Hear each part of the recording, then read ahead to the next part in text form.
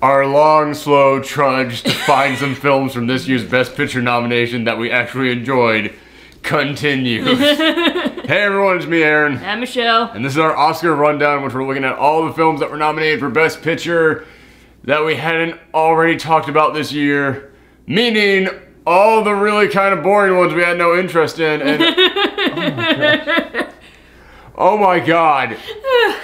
We're talking about Call Me By Your Name, and man, typically, let me break it down to you, because I was talking about this on Twitter, and people were like, yeah, this is how the Oscars always are. Not for me. I love the Oscars. Don't get me wrong, I understand the Oscars are voted on by a bunch of old, out-of-touch white dudes who just don't really understand what makes for good, fun cinema these days, and they just enjoy the same thing over and over and over again. I understand that, but still, you know, it's kind of like the Super Bowl. I know the New England Patriots are not the best team out there, but, you know, it's kind of fun watching the other team defeat them, fucking finally. I fucking hate the Patriots. I'm sorry. Sorry, that's another thing. But yeah, it's kind of like that. It's like, okay, it's a big festivity and gives me an opportunity to go out there and explore all these other films. And typically, for like the past 4 years in a row, 9 films have been nominated for Best Picture, and pretty much like every single one of the previous years, I've loved 7 of those 9 films, and 2 of them I thought were just, you know, whatever. This year, dear God, I loved 3 of them. I've thought 4 of them were okay, and I have hated 1 of them. This is not the hated one. That was Phantom Thread, and it already went up. But it's another one that's like, yeah, this is fine. This is fine. Call Me By Your Name. It's basically, it's the story of, let me go ahead and bring up everybody's name in this. Focus on the cute dog for a little bit. Yes. But yes, this is a movie about this archaeology professor, or like history professor, something like that. Basically, he studies old shit. I know I don't sound like the most like intellectual person while describing these films, but man, we have watched a lot back to back to back that I just did not care about, so it's kind of starting to wear on me. Oh, yay, Peach, you got down. Yeah, nice jump. Yes. But this, this archaeology professor invites a grad student of his up to stay with him in Italy, and the professor's son, who he's this, like, big, like, he's kind of, they described him as being, like, isolated, and I was like, I didn't really get that vibe at all. Like, I got the vibe this kid was actually kind of smooth, because, like, he's, like, flirting with all these girls and stuff, and he's a musical prodigy. Although it's kind of hard to be isolated when you're, like, growing up, like, in a very small town. Yeah. It's like everyone kind of feels isolated, or, like... Yeah, but basically, this is a slow-building love story between Elio, that's the son, and Oliver, who is the grad student, and it just... That's it. It's basically, this is a summer fling, is what this is. Mm-hmm. That's what this film is supposed to be. And I can really compare this kind of to Lady Bird. Because Lady Bird was a coming-of-age story about growing up and going off to college and all the things that you're dealing with your parents and all that. And we watched that and we were like, man, it captures that perfectly. But there's nothing really like that special about it. I kind of feel the same way about this. Like, man, yeah, you know, that like that casual flirting that goes on back and forth between you and your like summer love interest. Oh yeah, that's real. They capture that well. You know, the romance that blossoms, like your first love. Okay, I'm getting that as well. Then the eventual like breakup, and oh yeah, they got to go away, and oh you can't, you have to say goodbye to them. It's like, okay, they capture that well. But man, if I had to sum this film up in one way, it would just be, where's the kaboom? There was supposed to be an earth-shattering kaboom. Man, that is my problem with this film. It's like, yeah, this was nice. It's like, there's pretty much like no conflict, no tension, no nothing in this film. It's just very, oh hey, they're in a relationship, but now they have to move on. And like, the biggest thing we get to like conflict is when it's like, okay, he has to say goodbye. Oh, that's sad. And it's now movie over. It's like, although I did notice like another comparison between this and Lady Bird. It's like, both the girls got screwed over because their boyfriends turned out to be gay. Actually. Shit, I didn't even think of it.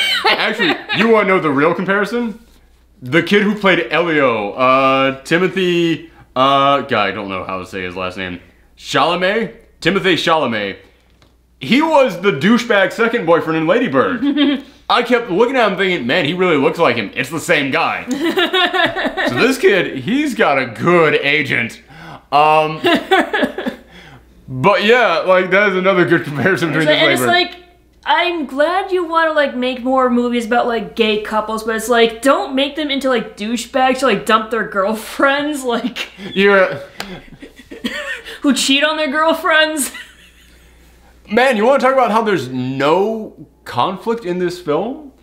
I kept, like, every single time that you look at something in this film and you think, oh man, that's gonna be a problem later on, it is either never brought up or it is resolved instantly. And him cheating on his girlfriend with this guy, man, yeah, it is resolved instantly. Like, he's running out to meet Oliver after they have been having sex for a while now.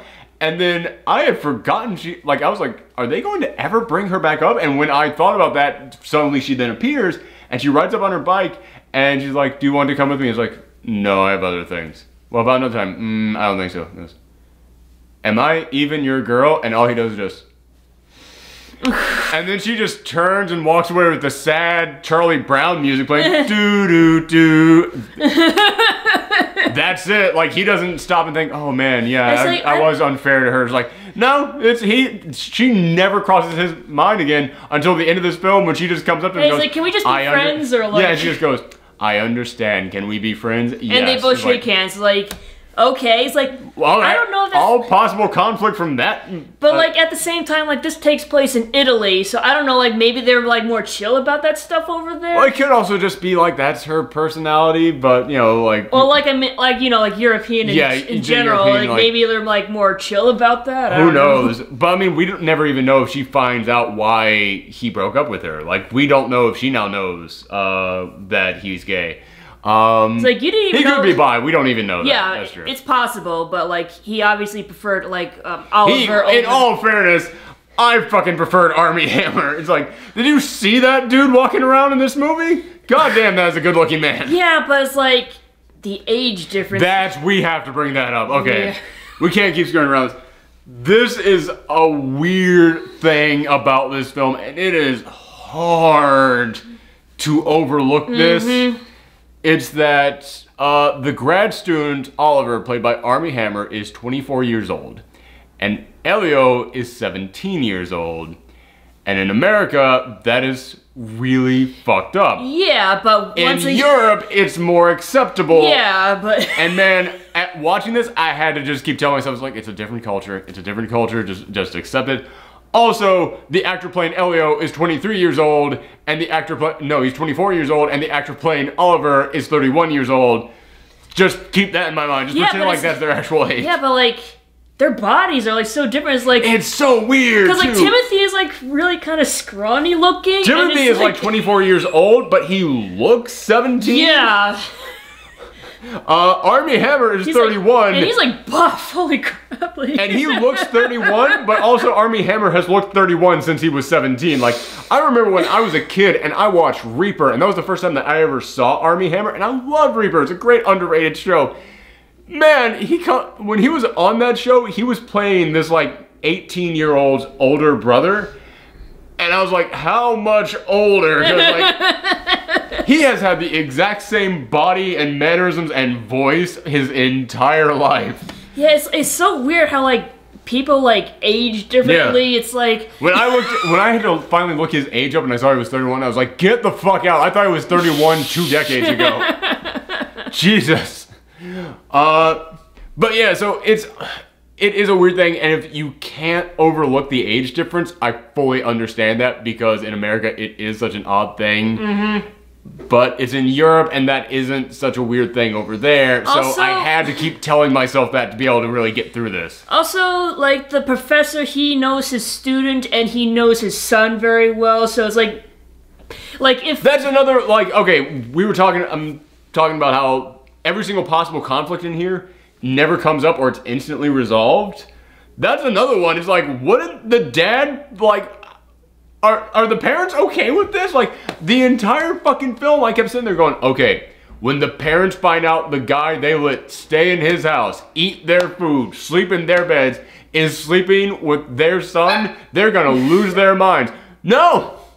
Like, apparently they learned about off camera somewhere, and like the last week that Oliver was going to be in Europe, he was going to go like vacationing in this town, and you just see the parents like sunbathing, and then they're just like, it will be a shame for Elio, he'll be so sad. Maybe he should go with him, it'd be good for the two of them. I was like, did they know? Like, that was it? That was the resolution to that? Like, I can... Oh, Peach. Peach is covered in fur. Where were you? She was under the couch, I think. Yeah. But yeah, it's like, I don't know, like maybe because like the dad trusts his student and his son that he's more okay with it. With the dad, there's an explanation. Yeah. And we'll get to that later on.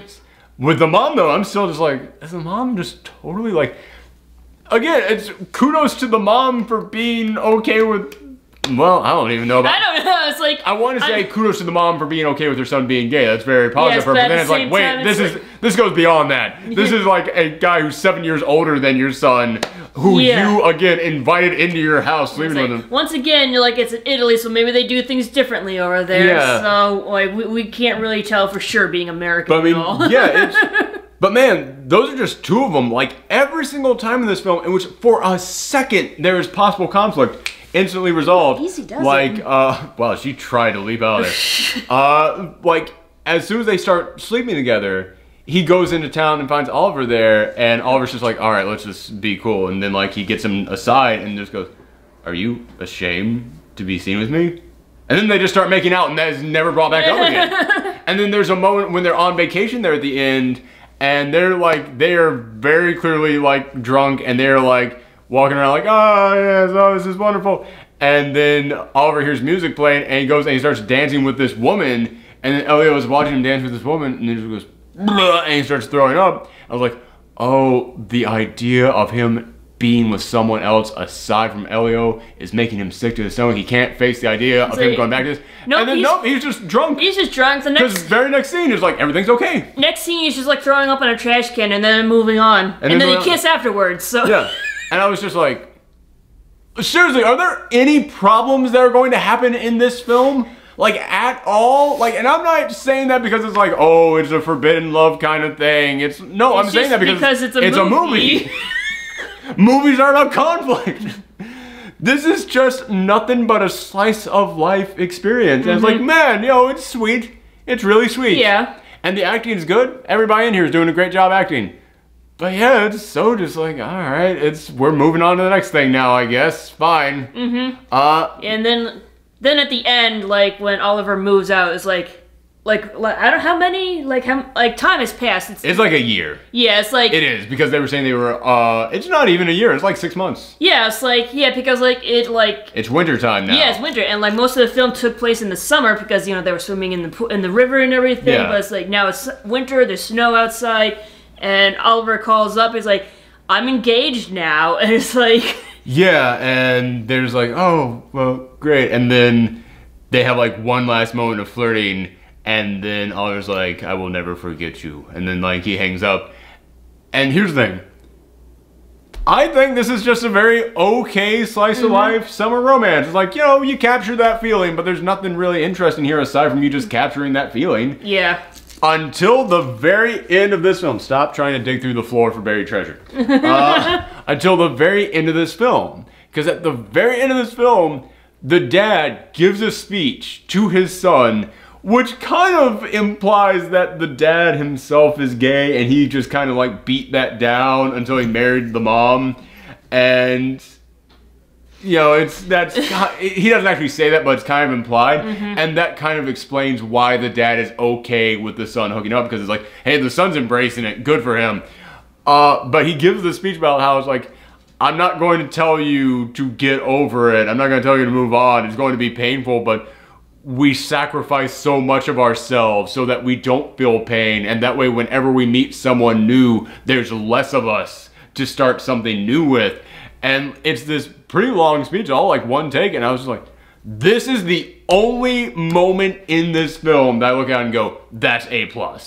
This speech that he's giving is damn good and being delivered. Was he nominated for like supporting actor or no? No, because that's the only thing he does in this entire fucking film. Like, Because like if he was, that would be like the highlight that they would do for the nomination. Oh yeah, damn straight it would. It's also the only thing he says in this film more than like one sentence long. It's like, yeah. That's another problem with this. It's like it kind of feels like the parents should play more of a part in this film. Yeah. But I get, again, it's like it's not about them. It's about the relationship. But then also the way this film ends. This film ends with Elio.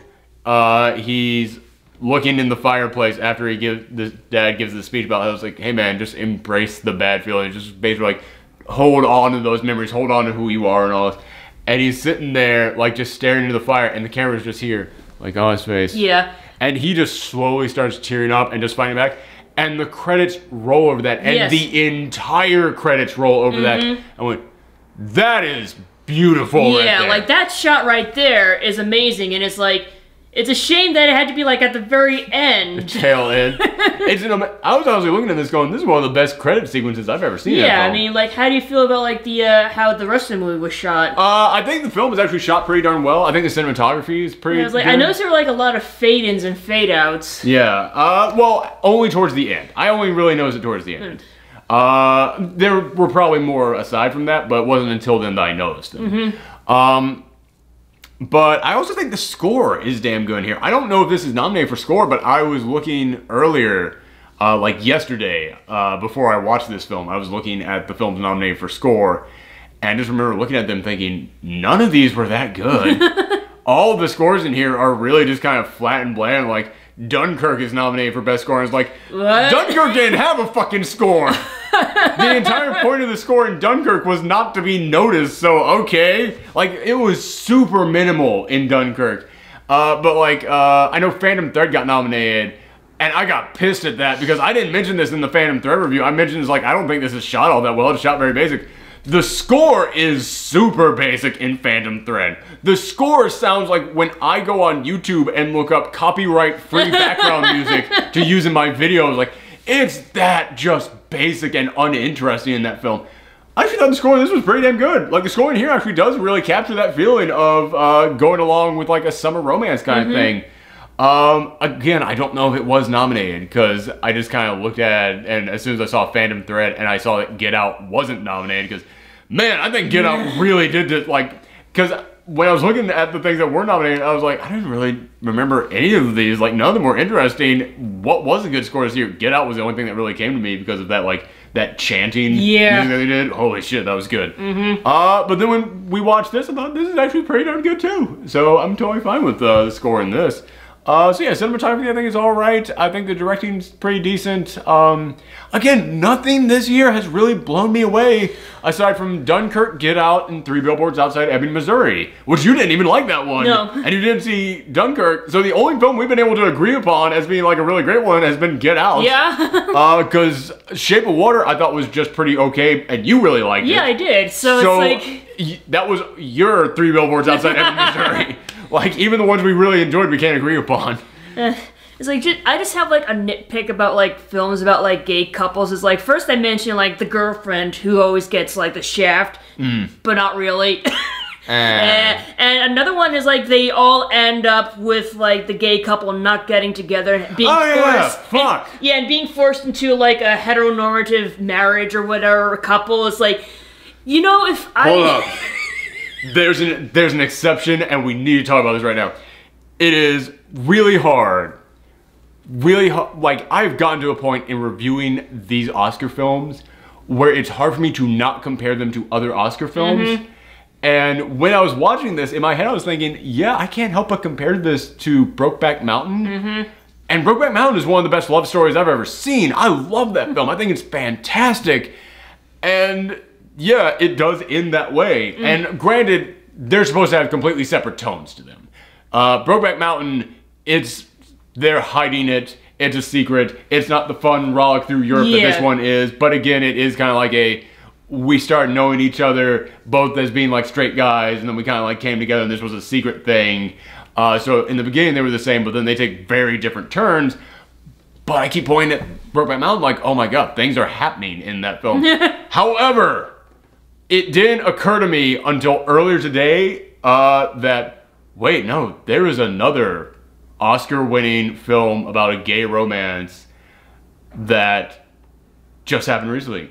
Moonlight from last year. Oh, yeah. And that one, spoiler for Moonlight, that one ends with the gay couple getting together at the end. Yes, like there needs and oh my god, like when I was, like I said, I was comparing this to Brokeback Mountain, comparing it to Moonlight, which this is way closer to, I think, just in terms of like tone and like the artistic like cinematography and the flavor of it.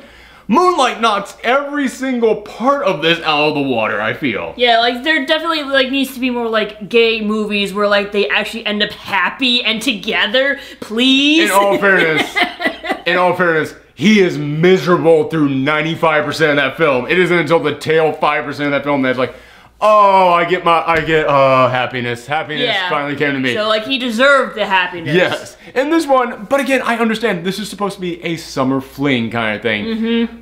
But I keep comparing it to Brokeback Mountain and Moonlight because even though those were not about summer flings, Brokeback for like the first half was kind of like that.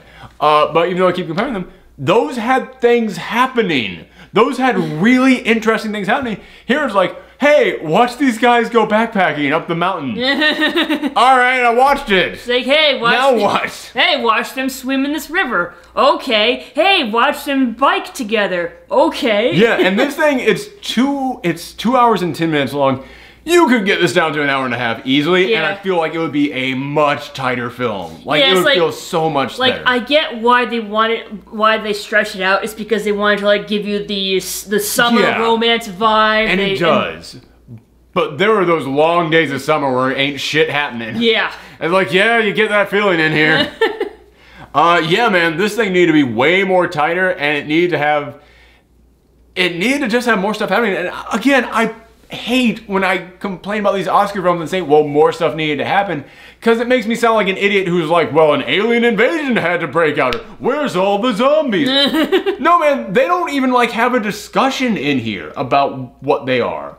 Like, there's not even a moment here in which like Elio's like, like I said, the moment in which he's like, are you ashamed of me? They just make out and conversation over. It's like, no, that could have been a good thing to talk about in here. It's like, no, it's not talked about. It's over with. The one thing I'm curious about is like, call me by your name. Is that like something like common for gay people to do? Why are you asking me? I don't know. It's like, it's the title of the movie, and in the movie, like while they're making out, it's like, call me by your name, and so I'll call you by my name. Yeah, and I'm like, oh. I don't get the appeal of that. No, it's like if.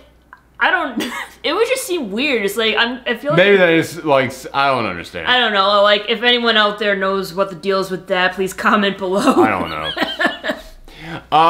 But yeah, like I just needed like them to talk. Like as soon as they finally hook up, they're just fucking non-stop in this thing, and it's like, all right, I get it. It's summer romance, but fuck, man, I've had summer romances, and eventually we discuss what's gonna happen after summer.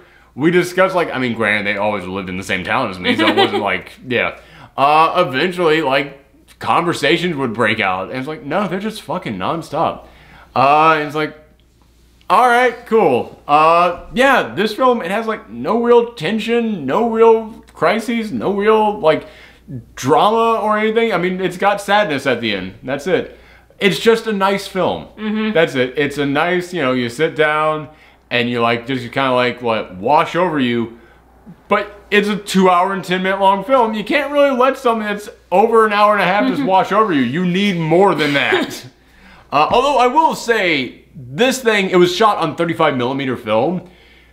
There are moments in which you can tell, and I love the look of 35mm film. Like that moment, like their last night together, in which Armie Hammer's just standing there like against like the open window, he's naked, and you like barely see the silhouette of him there, and you just see him turn around, walk over to the bed, sit down, like look down at Elio. Just the graininess on the film that came with that. Man, call me a cinema snob here, but I love that look. And so it did just kind of feel good to have that in there. And there's so many Italian films, granted most of them are horror films, but there's so many Italian films I love from the 70s that use 35mm film. Like, do you think they did 35mm film to like capture that like nostalgic? I think so. I absolutely think that they did, because this is set in the 80s. Yeah.